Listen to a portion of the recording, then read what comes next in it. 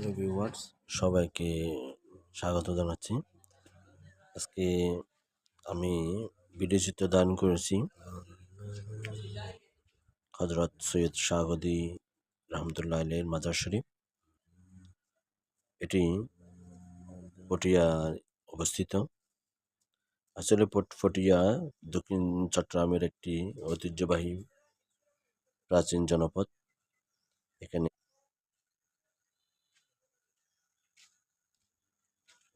হাজার বছর ধরে বিভিন্ন জ্ঞানী গুণী সাধকের জন্ম হয়েছে। এই চট্টগ্রামে ১৬শ শতকে একজন বিখ্যাত কবির নাম হলো কবি সৈয়দ সুলতান।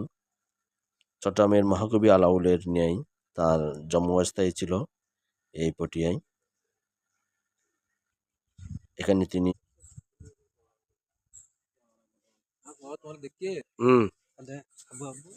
নামও নিয়ে রে এই বিটে হযরত সৈয়দ সুলতানের নামে অনেক পরিচিত।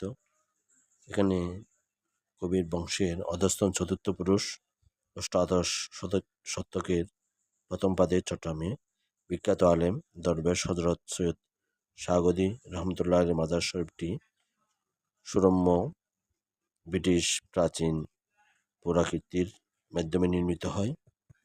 এই মাজার শরীফ আশুলিয়ার পটিয়া উপজেলার বরলিয়া ইউনিয়নের বারোঘরায় অবস্থিত।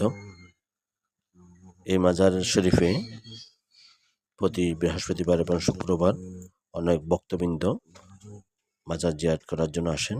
এখানে আসতে চাইলে আপনি চট্টগ্রাম কক্সবাজার মহাসড়কের শাহগদি মার্কেট জংশনে নেমে আসতে পারেন, অথবা মনসা চৌমুহনী নেমে ওখান থেকে মেহরাটি হয়েও আসতে পারেন।